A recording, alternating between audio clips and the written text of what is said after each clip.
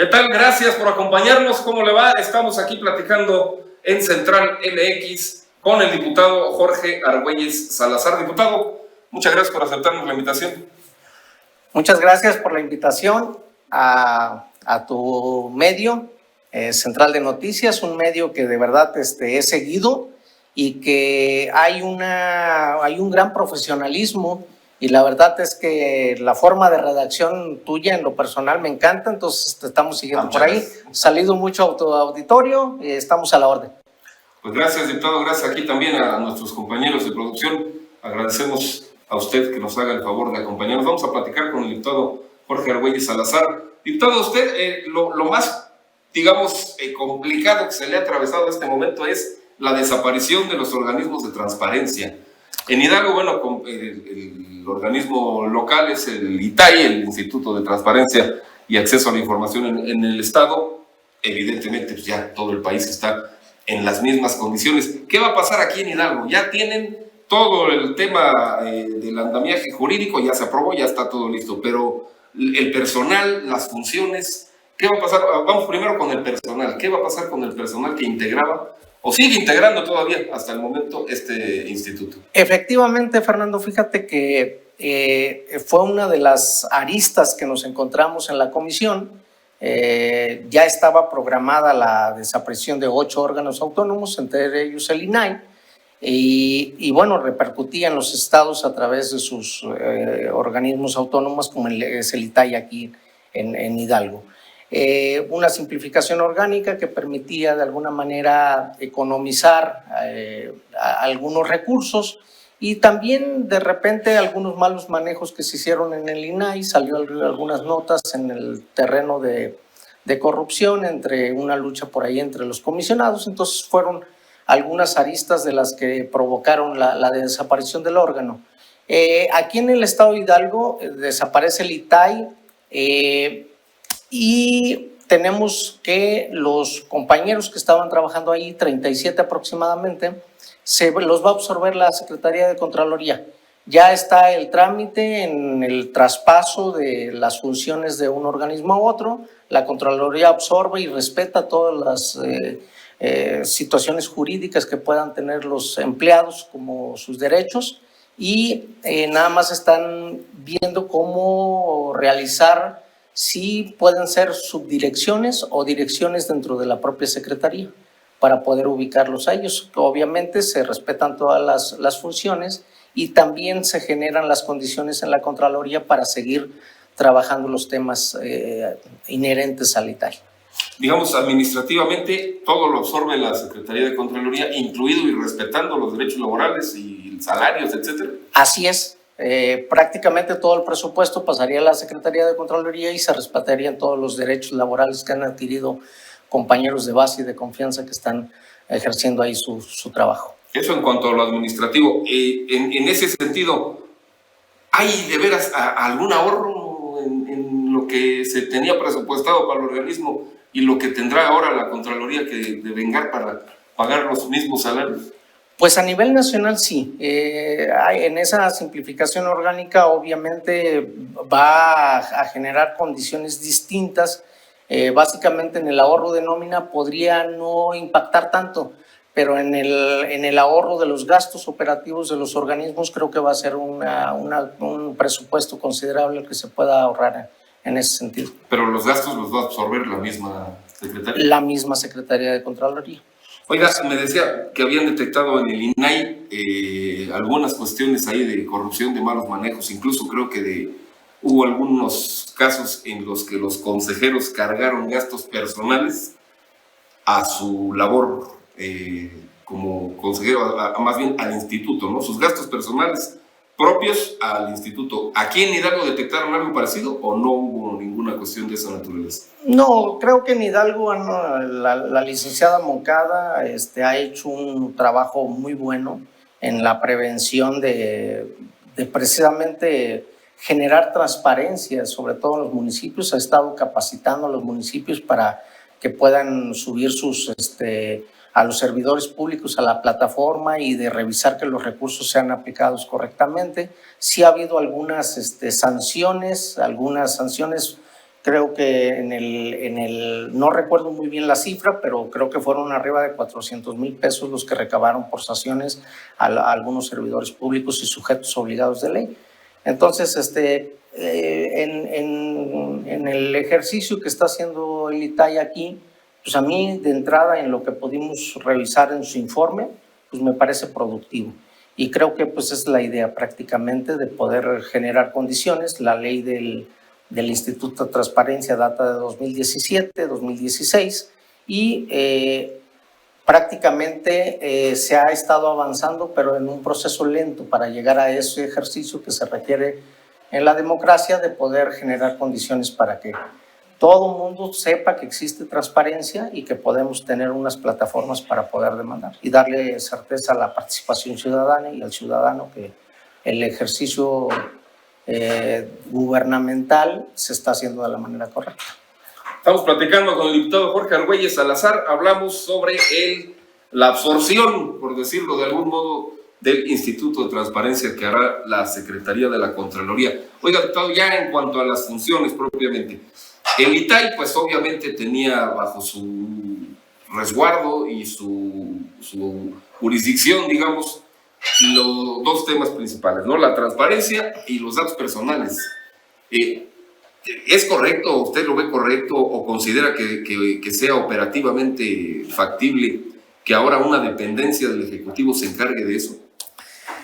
Pues mira, tenemos la fortuna de estar en un ejercicio gubernamental donde el Ejecutivo del Estado hoy precisamente aparece en primer lugar a nivel nacional dentro de los marcos evaluatorios como un mandatario que está ejerciendo bien su función. Entonces depende de cada gobierno y depende de la estructura gubernamental y de los líderes que comanden ese gobierno. Y creo que hoy en Hidalgo está muy bien representado por el licenciado Julio Menchaca, el Contralor del Estado, el maestro, el doctor Álvaro Guardales, pues está haciendo un ejercicio que me parece fundamental. Si bien le están dando una mayor oportunidad a la participación ciudadana, a apostarle a que el ciudadano esté informado y que pueda tener él canales y mecanismos para poder demandar los abusos que pudiera hacer algún servidor público en este sentido. He seguido abusos e incluso cuestiones pues no de abusos, sino de ignorancia, ¿no? Claro. Porque hay quienes no transparentan pues porque no saben. Fíjate que una de las cuestiones que estamos observando en esta 66ª legislatura es precisamente que los municipios, por ignorancia precisamente, o por compadrazgos o por afinidades, pues ponen en algunas áreas de su ejercicio personas que no tienen el perfil adecuado para hacer esta rendición de cuentas. Entonces se está complicando y de verdad que aunque el ITAI y nosotros como Poder Legislativo estamos haciendo algún ejercicio para poder llevar la información y la importancia de generar condiciones para que los municipios suban sus datos a transparencia, pues hay algunos municipios todavía que están quedando fuera. Oiga, y vamos a suponer, sin conceder, que en este gobierno obviamente no va a ocurrir en este gobierno, pero pensando en un gobierno del futuro, de un futuro, pues no sé, mediano, por decirlo, ¿no sería mejor o no hubiera sido más seguro que este tema de la transparencia lo siguiera conservando un órgano autónomo y no una dependencia del Ejecutivo? Que pudiera ser que en el futuro, pues abusando ya de tener ese poder, alguien que llegue a encabezar esa dependencia pueda hacer mal uso tanto de la transparencia, sobre todo de los datos personales. Es que fíjate que México a nivel internacional ha sido un problema genérico y por muchísimo tiempo la corrupción. Entonces, erradicarla de un momento a otro y de un plumazo pues, es muy complicado. Es un proceso que nos va a llevar posiblemente mucho tiempo.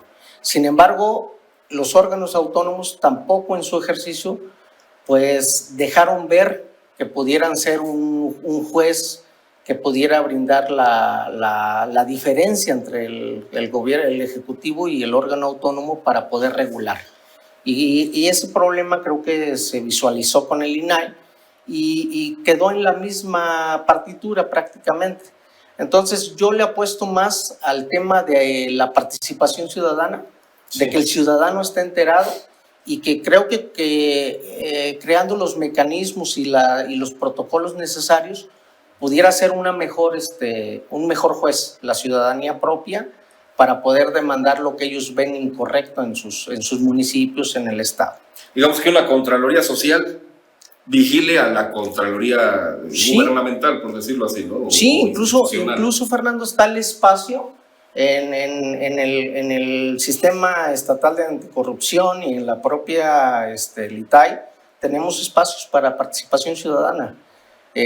Ahí lo que sí tenemos que hacer los poderes es empujar esa participación ciudadana y que realmente funcione como tal y que la difusión de esos organismos hacia la sociedad civil pues puedan ser en cascada, porque hemos notado de todo. Fíjate que en la rendición de cuentas que hacía el Contralor, pues veíamos municipios incluso que aún teniendo en su obra pública al Comité de Contraloría para supervisar, que son ciudadanos del municipio y que son a los que les interesa que esa obra funcione y quede correcta, pues había obras que no cumplían con lo que narraba el expediente de obra. Sí. Entonces, sí necesitamos como que ir creando esa cultura de la transparencia y metiéndonos en las entrañas del pueblo para que el mismo pueblo pueda ser el juzgador del servidor público. Oiga, en cuanto a los datos personales, el ITAI como órgano autónomo tenía acceso y tenía resguardo, digamos, de los datos personales, cargos, salarios, nombres, de todo el aparato del Estado, digamos, ¿no? Poder Ejecutivo, Poder Legislativo, Poder Judicial, los municipios. Así es. ¿Tiene contemplado el Congreso algún mecanismo, algún acuerdo, alguna forma o mecanismo, no sé, para que ustedes también vigilen a la Contraloría que va a tener a su cargo ahora todo eso? Porque va a tener a cargo de los diputados, por ejemplo, ¿no? De todo el personal sí. del Poder Legislativo. ¿Hay alguna manera o lo han contemplado? Pues ahorita en el marco de la ley, pues tenemos que robustecer algunas áreas de oportunidad. Entonces esta que me comentas es un área de oportunidad porque generalmente ellos no podemos dejar en un solo ente el manejo de la información. Pues no, si pertenece a uno de los poderes, ¿no? Claro, exactamente. Entonces en ese equilibrio de poderes tenemos que ir creando los mecanismos para amortiguar esa situación. Para que tengan también la posibilidad de acceder o de controlar, por llamarlo de algún modo, esa base de datos tan grande que va a tener en su poder ahora que ya pase completamente una dependencia del Poder Ejecutivo. Así es, se está creando la plataforma digital nacional para que se tengan toda la base de datos precisamente con las declaraciones patrimoniales que se están realizando continuamente cada año y que es un mecanismo que pueda ser, pero esa plataforma pues tiene que estar abierta a todo mundo. Entonces no nada más la van a controlar ellos desde dentro, sino que nosotros como ciudadanos también podemos entrar a revisar quién es, cuánto gana y cómo está su declaración patrimonial en ese ejercicio, ¿no? Perdón. Habían dicho antes cuando ya estaba todo este proceso que iba a terminar ya el traslado, más o menos en el lapso de un año. ¿Ha cambiado o sigue igual o se va a atrasar como en algunos otros casos? No, fíjate que tuvimos la pericia desde el Congreso, generaron una iniciativa y la presentó el diputado Andrés Velázquez para prever precisamente que la entrega-recepción y el traspaso del ITAI a la Contraloría pues pudiera ser con un tiempo suficiente. Entonces se aplazó a diciembre. Estamos esperando ahorita las leyes secundarias para ver cómo viene el movimiento del traspaso y a partir de ahí nosotros tenemos hasta diciembre para poder, o esos entes tienen hasta diciembre para poder hacer la entrega-recepción, porque sí es algo complicado en esa situación. Es una barbaridad. Sí, es una información muy completa y que se espera que esta plataforma vaya fluyendo. Hemos tenido algunas reuniones con el Sistema Estatal de Anticorrupción, con el Comité Coordinador, y hemos participado en ese sentido para que se vayan complementando estos sistemas y que ya podamos tener una plataforma que podamos explorar todas las personas que queramos inmiscuirnos en estos temas. Entonces digamos que prácticamente para el año que viene ya estaría empezando a funcionar como está planeado ya. Y ese es el plan, que para el 31 de diciembre ya tengamos resultados del traslado completo del ITAI hacia la Secretaría de Contraloría. ¿No va a haber reloj legislativo?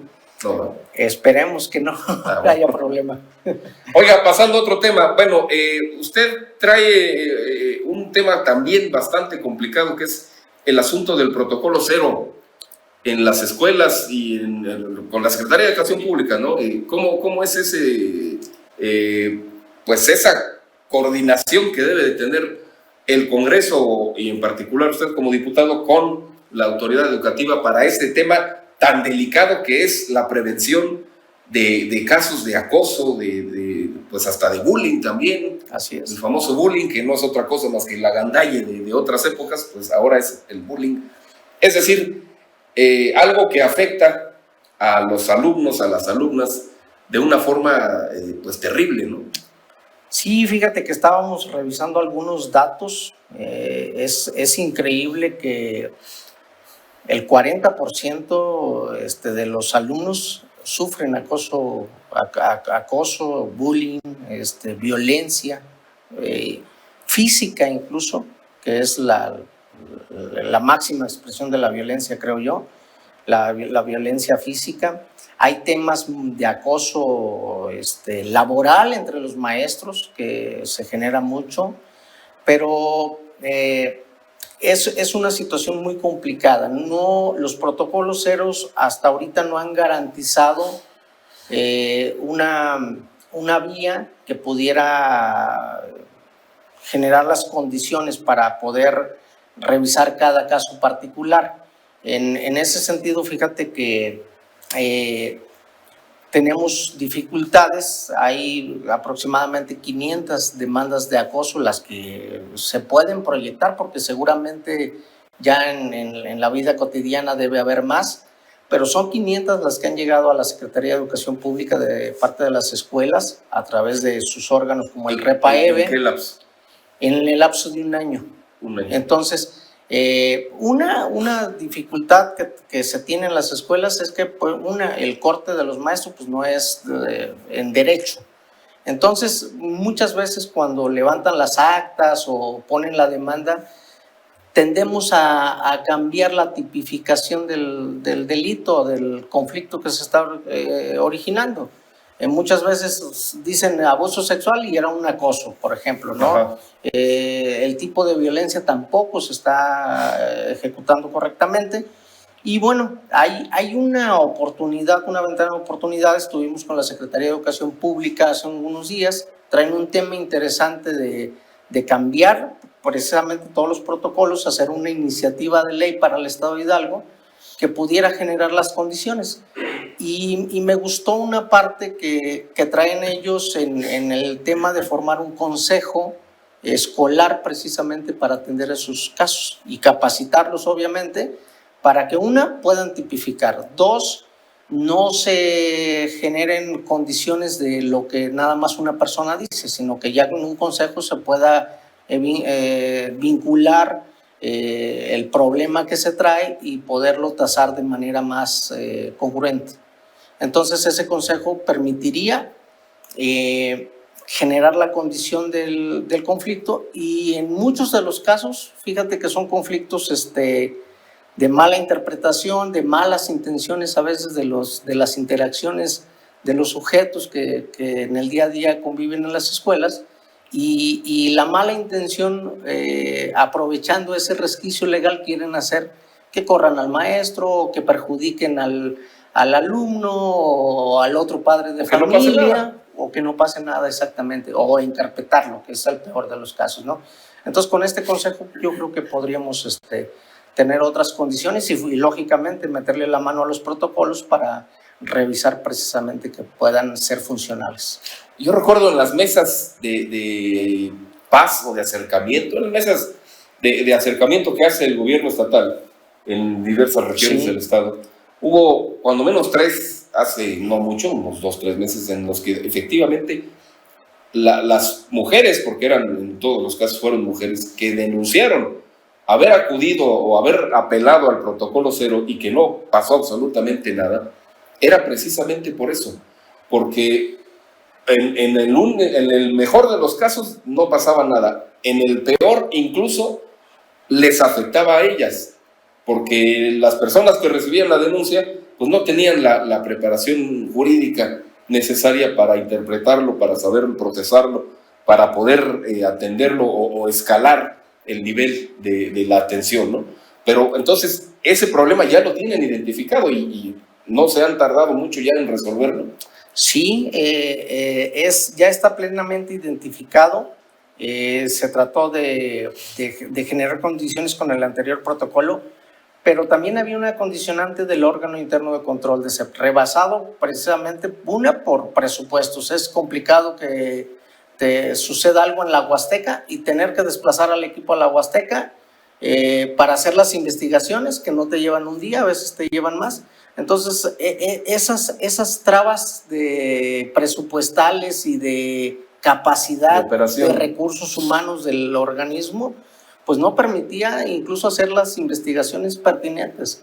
Entonces, por eso precisamente estamos revisando que esta ley pudiera, mediante ese consejo, y estamos revisando que pudiera haber al menos una persona capacitada en derecho dentro de cierto rango de población de zonas escolares para que él pudiera estar atendiendo esos problemas. Eso nos ahorraría, primero descargaríamos al órgano de control interno, porque muchas de las demandas que también llegan son insuficientes de atención. Te pongo un ejemplo, un personal administrativo en una escuelita estaban ensayando para el tema de un desfile.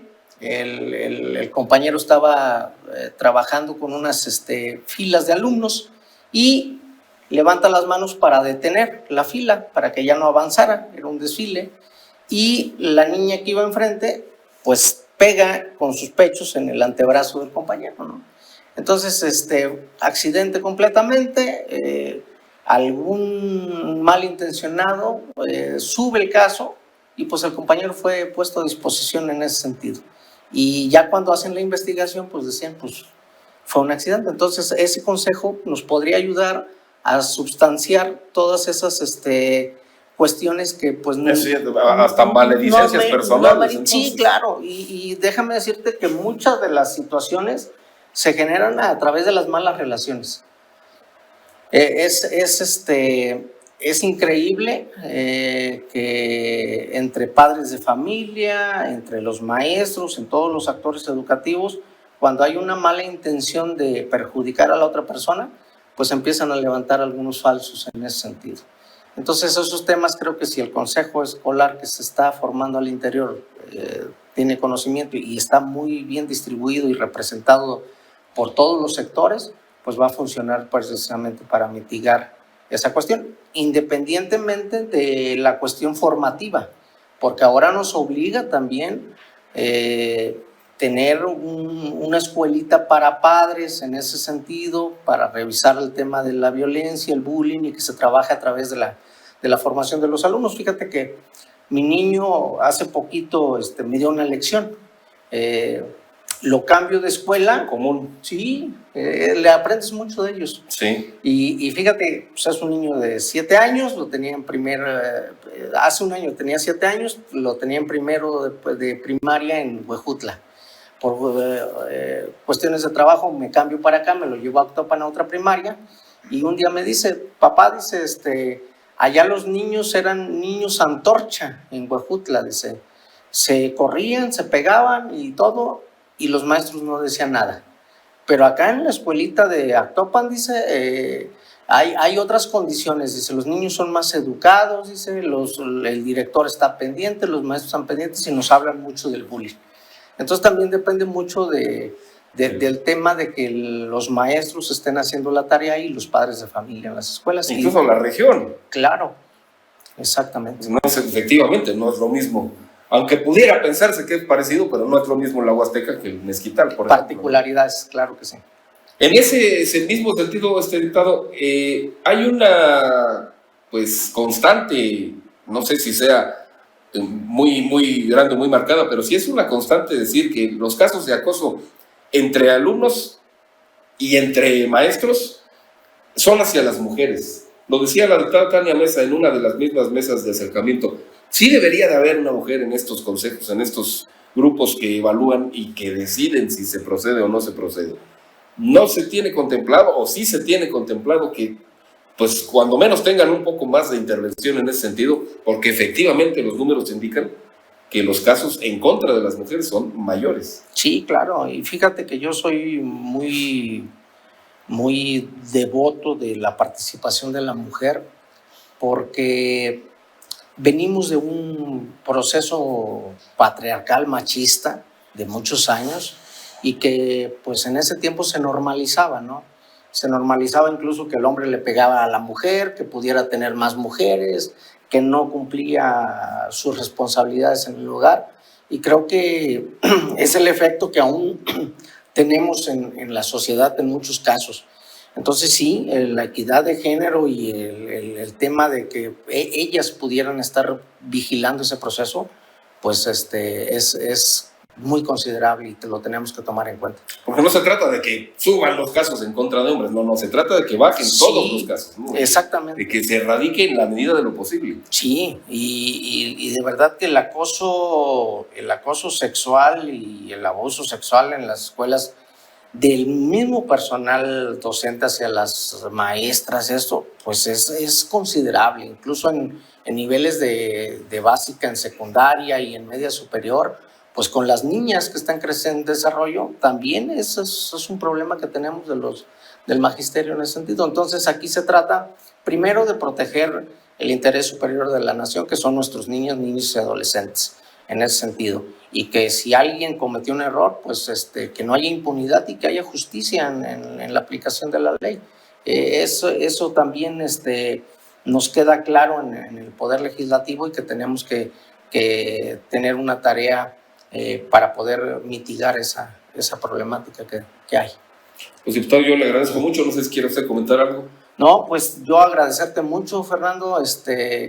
Te digo que sigo tu medio con mucha devoción, porque me encanta cómo escribes. Estamos leyéndote cada vez que sacas algo. Y bueno, comentarte que estamos iniciando, ya estamos a 7 meses del